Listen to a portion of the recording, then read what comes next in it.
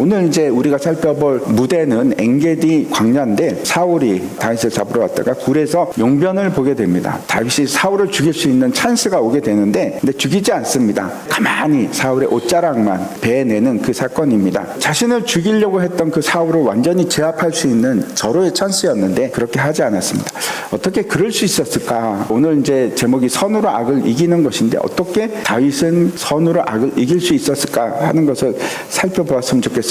사무엘상 24장 전체인데 다 읽지는 않고 1절부터 10절까지 말씀을 교독하겠습니다. 오늘 본문을 통해서 다윗이 어떻게 해서 선으로 악을 이길 수 있었는가 그걸 우리가 살펴보려고 합니다. 그리스도인이 이제 세상의 악과 대결할 때 어떻게 싸우는 것이 좋은가 오늘 본문에서 우리가 그 방법을 좀 배웠으면 좋겠습니다. 세상에서 악에 대해서 우리가 선으로 대응을 한다. 바보 같은 일일 뿐만 아니고 있을 수도 없는 반문화적인 행동입니다. 세상은 그거는 옳지 않다고 얘기를 합니다. 그게 우리의 본성이거든요. 다윗의 얘기로 돌아가서 다윗은 어떻게 했는가 그걸 우리가 살펴보도록 하겠습니다. 1절 보시기 바랍니다. 사울이 블레셋 사람을 쫓다가 돌아오매 어떤 사람이 그에게 말하여 이르되 보소서 다윗이 엔게디 광야에 있다 하니 23장 마지막에 보면 다윗이 마온 광야에서 엔게디로 갔는데 지형이 어떻게 생겼는가 하면 왼쪽에 있는 것처럼 저런 지형이고 저기 보시면 이제 자연적인 동굴들이 되게 많이 있습니다. 사울이 블레셋 사람들을 열심히 쫓아갔다가 돌아왔는데 얼마나 힘들었겠습니까? 그런데 다윗이 엔게디에 있다 하는 첩보를 들게 됩니다. 누가 그렇게 끈질기게 밀고를 하는지 잘 모르겠는데 이거는 이제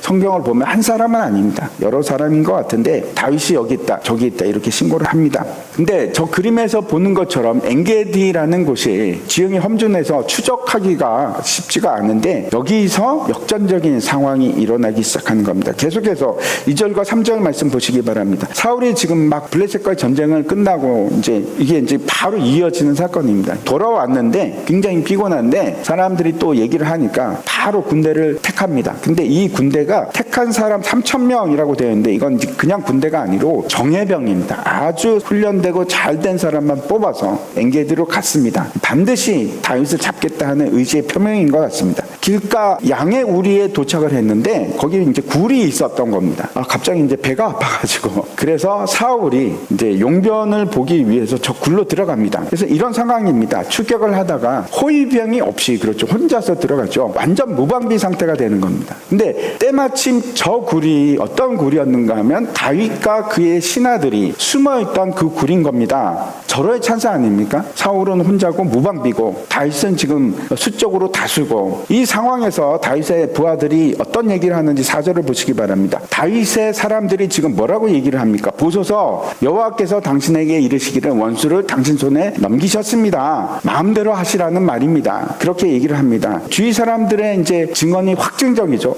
이거 하나님이 기회를 줬으니까 빨리 죽이십시오. 하나님께서 죽이라고 하시는 겁니다. 얘기를 하는 겁니다. 진짜 하나님께서 다윗에게 그런 말을 하셨을까요?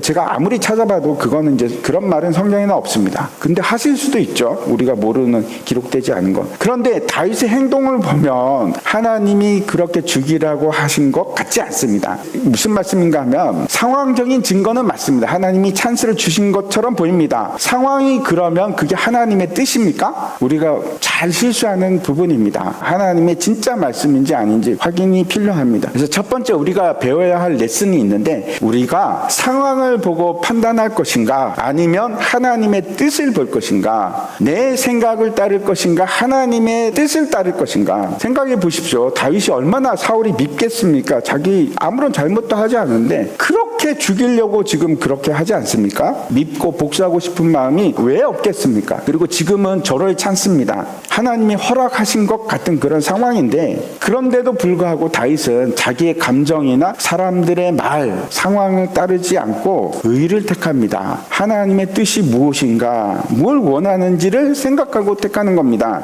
선으로 악을 이기는 것이 쉽지 않은데 먼저 선택하셔야 됩니다. 내가 어떤 편에 설 것인가, 나의 뜻을 택할 것인가 아니면 하나님의 뜻을 택할 것인가, 거기서부터 시작하는 겁니다. 로마서 12장 21절 보시기 바랍니다. 악에게 지지 말고 선으로 악을 이기라. 이게 로마서 12장의 전체 결론이기도 합니다. 9절에서는 또 이런 말도 하십니다. 악을 미워하고 선에 속하라. 성경은 악은 미워하라고 합니다. 그렇지만 원수는 사랑하라고 말씀하시거든요. 누군가가 우리에게 해를 끼치면 우리는 똑같이 대갚아주고 싶어 합니다. 하나님께서 우리에게 주시는 마음이 어떤 것인가? 진짜 하나님의 뜻은 뭔가? 일단 내가 어느 편에 설 건지를 결정하십시오. 하나님의 편에 설 것인가? 선에 속할 것인가? 아니면 악에 속해서라도 내가 이길 것인가? 근데 선에 속한다는 그 개념을 잘 이해하시기 바랍니다. 많은 사람들이 잘못 이해하는 것이 있습니다. 선의 기준을 나에게 두는 겁니다. 아주 간단하게는 내가 잘 되는 게 선이고 내가 잘못되면 그 악이야. 그렇게 이제 생각하는 경향이 우리에게 있습니다. 근데 그게 맞는가 생각해 보십시오. 굉장히 많은 사람들이 이런 생각을 합니다. 내가 살아남는 것 자체가 최고의 선인 겁니다. 그래서 내가 살기 위해서 내가 모든 행위를 하는 거 다 익스큐즈가 됩니다. 용납이 됩니다. 정당화가 됩니다. 누군가가 나에게 잘못하는 것이 그게 무조건 악이기 때문에 나는 반드시 무찔러서 선을 이루어야 되는 겁니까? 내가 갚아주는 게 선입니까? 문제가 뭡니까? 문제는 모든 기준을 나에게 둔 겁니다. 기준이 내가 아니라 선의 기준은 하나님입니다. 내 뜻이나 그래서 내 감정을 따라서 하는 것이 아니고 선은 하나님의 뜻을 따라가는 것이 선입니다. 내가 가난하게 되고 내가 아프고 이런 문제가 아닙니다. 선과 악을 구별하는 문제는 하나님이 기준입니다. 그래서 로마서 12장 2절에는 이렇게 말씀을 하십니다. 이 세대를 본받지 말랍니다. 세상 사람 다 그렇게 하거든요. 기준이 자기입니다. 내가 잘 되는 것이 선입니다. 그걸 따르지 말라고 말씀하거든요. 그래서 어떻게 합니까? 제일 중요한 것은 변화를 받아서 하나님의 뜻이 무엇인지를 아는 것, 선에 속한 자가 돼서 악을 이길 수가 있습니다. 이게 첫 번째입니다. 다윗은 자기 감정과 사람들의 의견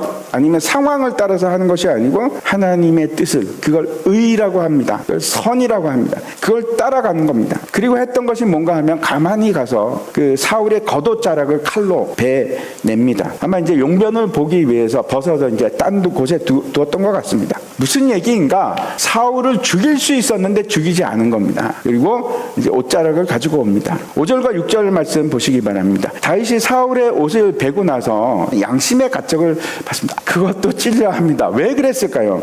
옷을 벤 것은 틀림없이 나중에 증거로 삼기 위해서 그랬을 텐데 다윗은 그것마저도 양심에 찔려합니다. 도대체 그 이유가 뭘까요? 그 이유가 기름 부음 받은 내 주를 치는 것은 하나님께서 원하시는 것이 아니다. 그는 하나님의 기름 부음을 받은 자이기 때문에 내가 양심에 찔린다 하는 마음을 가지는 겁니다. 우리가 여기서 관심을 가져야 할 것은 다윗은 사울을 어떻게 바라보는가 하는 겁니다. 사울을 원수로 바라보고 있는 것이 아니고 하나님의 기름 부음을 받은 자로 봅니다. 어떻게 되었든지 하나님께서 사울을 세우셨습니다. 기름을 부으셨습니다. 우리는 늘 우리 중심입니다. 나를 중심으로 생각하는데 관계에 관해서도 그렇습니다. 내가 저 사람하고 어떤 관계인가, 저 사람이 누구하고 어떤 관계인가, 그거는 보지만 저 사람이 하나님과 어떤 관계인가, 그게 1차적이지 않습니다. 근데 아주 중요합니다. 하나님의 앞에서 이 사람은 어떤 사람인가가 내 원수다 이전에 그 관계가 더 중요합니다. 사울이 아무리 악을 행한다고 할지라도 어떤 사람인가 하면 하나님이 세우신 겁니다. 그런 것처럼 여기 계신 모든 분들은 우리가 성령으로 기름 부음을 받은 사람들입니다. 하나님의 자녀이거든요. 그래서 하나님의 사랑하는 사람들이기 때문에 우리는 옆에 있는 사람들 무시할 수도 없고 미워해서도 안 되고 아프게 해서도 안 됩니다. 교회 안에서 어떤 사람은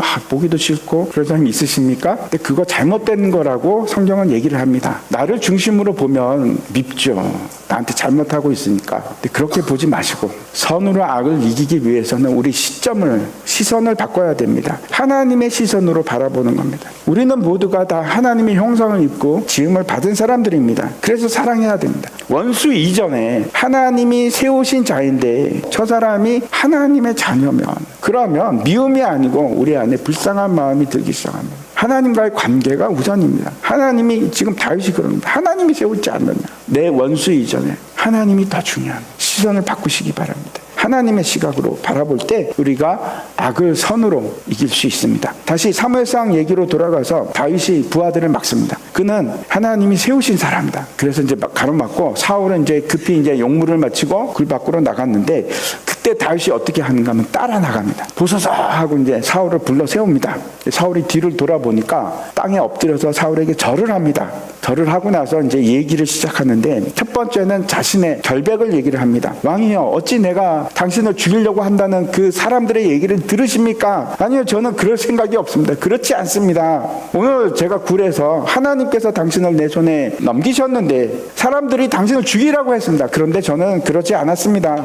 나는 내 주를 해할 수가 없습니다. 당신은 하나님이 기름 부은 자인데 제가 어떻게 해야 하겠습니까? 그리고 이걸 보십시오 하고 자기 손에 있는 그 천조각 왕의 옷자락을 보여줍니다. 당신은 나를 해하려고 했지만 나는 그렇게 당신을 죽이려고 하지 않았고 결백합니다. 죄가 없습니다 라고 얘기를 합니다. 그리고 나서 이제 12절부터 보시기 바랍니다. 이렇게 얘기하는 겁니다. 하나님이 판단하실 것입니다 하고 속담 얘기를 하는데 악은 악인에게서 난다. 이거 어떤 뜻인가 하면 악한 행위는 사람을 악하게 하는 것이 아니라 그 사람이 악하기 때문에 자연스럽게 악한 행동이 나옵니다. 이런 이제 속담입니다. 이게 어떤 뜻일까요? 내 행동으로 보십시오. 내 행동이 악을 행하지 않으니까 나는 악인이 아닙니다. 그런 뜻이겠죠? 뿐만 아니고 당신이 악인이 아니라면 더 이상 악한 행동을 하시면 안 됩니다. 그 얘기를 하는 말이기도 합니다. 그러면서 사울에게 이렇게 얘기합니다. 나는 개나 벼룩 같은 진짜 하찮은 존재인데 아니 왕이요, 왕이 왜 나를 그렇게 따라다니십니까? 무슨 의미가 있습니까? 이제는 저에게 악을 베푸지 마옵소서 라고 얘기를 합니다. 그리고 이제 아주 중요한 말을 하는데 15절 말씀 보시기 바랍니다. 하나님께서 나의 억울함을 풀어주실 것입니다 하는 얘기입니다. 세 번째, 그래서 우리가 주목해야 될 것은 어떤 것인가 하면 다윗은 그 판단과 재판의 주체로 누구를 얘기를 하고 있습니까? 하나님입니다. 내가 심판할 것이 아닙니다. 하나님이 심판하실 것입니다 라고 얘기를 하는 겁니다. 그래서 이 다윗이 하는 말은 명확한 결단입니다. 나는 심판하지 않겠습니다. 하나님께서 모든 것을 판단하시고 갚아주실 것입니다. 이렇게 얘기를 합니다. 여러분, 이제 우리가 복수를 포기를 한다, 되갚아주지 않는다, 그거는 여러분 진리를 포기하는 문제가 아닙니다. 우리가 오해할 수 있거든요. 불의가 있는데 내가 관용을 베풀거나 참는다, 방치하고 눈을 감는 것이 아닙니다. 왜? 하나님께서 하실 거니까. 하나님께서 진노로 갚으실 텐데. 우리가 흔히 그렇습니다. 세상에 이제 악들이 많이 있지 않습니까? 뭐 냅둬, 그냥 나 몰라. 방치하는 것이 아니라는 얘기입니다. 우리는 악을 허용하거나 방치하는 것이 아니라 하나님께서 하시도록 두시는 겁니다. 시간이 걸리겠죠. 하지만 하나님의 그 진노의 심판은 너무 무섭습니다. 영원한 심판입니다. 그 어마어마한 심판을 하나님께서 하실 텐데 우리가 미리 심판을 하셔야만 하겠습니까? 우리가 재판장이 되는 것이 맞습니까? 로마서 12장 19절 말씀 보시기 바랍니다. 내 사랑하는 자들아, 내가 친히 원수를 갚지 말고 하나님의 진노하심에 맡기라 기록하였으되 원수 갚는 것이 내게 있으니 내가 갚으리라 고 주께서 말씀하시니라. 우리의 권한이 아닙니다. 우리가 재판하는 것이 아니고 재판장 되신 하나님께서 반드시 선악간에 심판하실 것이거든요. 그리고 아주 명확하고 정확하십니다. 그 하나님의 선하신 재판을 신뢰하십시오. 그래서 우리가 해야 될 것은 복수가 아닙니다. 우리가 해야 할 것은 그래서 그들을 불쌍히 여기는 마음입니다. 너무 불쌍하지 않습니까? 영원한 형벌에 처할 사람입니다. 우리에게 필요한 것은 그래서 불쌍히 여기는 마음입니다. 측은히 여기는 마음. 그래서 로마서에서는 뭐라고 얘기합니까? 네 원수가 줄이거든 먹을 것을 주고 목마르면 마시게 하라. 이제 그 다윗의 이 얘기를 듣고 사울이 감정이 동합니다. 내 아들아, 이게 네 목소리냐? 그러면서 웁니다. 나는 너를 학대하는데 너는 나에게 이렇게 선으로 응대하는구나. 네가 나보다 의롭다. 이렇게 이제 얘기를 합니다. 그러면서 사람이 원수를 평안히 가게 하겠느냐? 그게 사람인데 너는 나를 이렇게 대하는구나. 그러면서 나는 네가 왕이 될 걸 알고 있다. 하지만 약속을 하나 해달라. 맹세를 하라. 너는 네가 왕이 돼도 내 후손들을 절대 죽이지 않겠다고 약속을 해달라. 그 얘기를 합니다. 그리고 어떻게 하는가 하면 다윗이 그렇게 하겠습니다. 맹세를 합니다. 그리고 이제 서로 자기 갈 길을 가고 떠나게 되는 것이 오늘 얘기의 끝입니다. 오늘 이 다윗의 얘기를 통해서 우리가 어떻게 악을 이길 수 있을까? 제가 다시 한번 정리해 드리겠습니다. 잊지 마십시오. 첫 번째, 내 뜻이나 감정이 아닙니다. 우리의 기준은 하나님의 뜻입니다. 그 뜻을 따라야 됩니다. 두 번째는 그 사람을 어떻게 바라볼 것인가? 내 원수로 바라볼 것인가? 아니요, 내 원수가 아니고 하나님의 긍휼을 입어야 될 사람으로 불쌍한 마음으로 바라보는 거예요. 세 번째, 우리가 잊지 말아야 할 것이 있는데 우리는 심판자가 아닙니다. 우리는 하나님의 말씀에 순종하는 사람들입니다. 하나님만이 창조주 하나님만이 심판자가 되실 수 있어요. 그 일을 잊지 마십시오. 마지막으로 우리 로마서 12장 21절 다시 한번 같이 읽겠습니다. 시작. 악에게 지지 말고 선으로 악을. 우리 힘으로 이기는 거 아닙니다. 하나님의 그 일하심을 기대하시기 바랍니다.